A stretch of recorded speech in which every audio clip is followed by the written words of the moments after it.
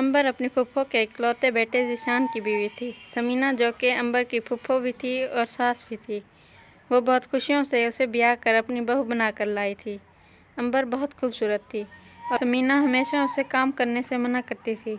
वो हमेशा अंबर की खूबसूरती की तारीफ़ें करती रहती और सारा घर का काम खुद करती।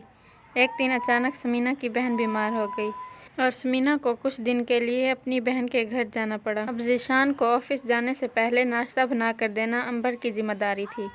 अंबर को कुछ बनाना नहीं आता था। अगली सुबह ज़ीशान ने अंबर को ऑमलेट और पराठा बनाने को कहा।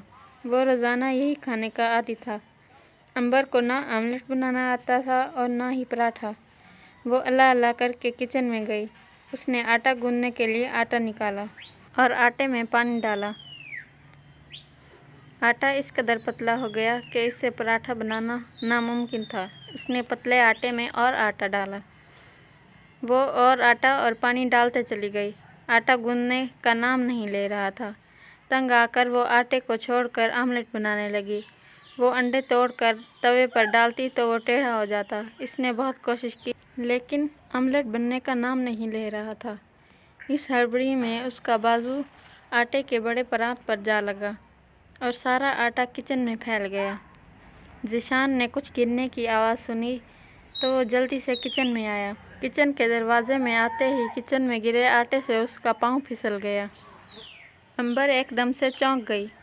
वो जल्दी से उठा और अंबर को गुस्से से बोलने लगा, ये क्या हालत बना रखी है किचन की।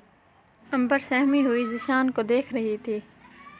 उसने डरते डरते ज़ीशान को बताया कि उसे कुछ भी बनाना नहीं आता। ज़ीशान कुछ देर अंबर को देखता रहा और फिर थोड़ी देर बाद उसे हंसी ने घेर लिया।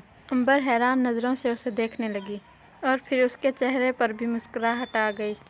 समीना भी वापस आने वाली थी। ज़ीशान ने अंबर को ऑमलेट और पराठा बनाना सिखाया। समीना वापस आई तो उसे अंबर को खाना बनाते देख बहुत खुशी हुई। अंबर जो कि ज़ीशान को बहुत गुस्से वाला और सीरियस इंसान समझती थी, अब उसे अपनी ज़िंदगी ज़ीशान के साथ बहुत हसीन लगने लगी थी।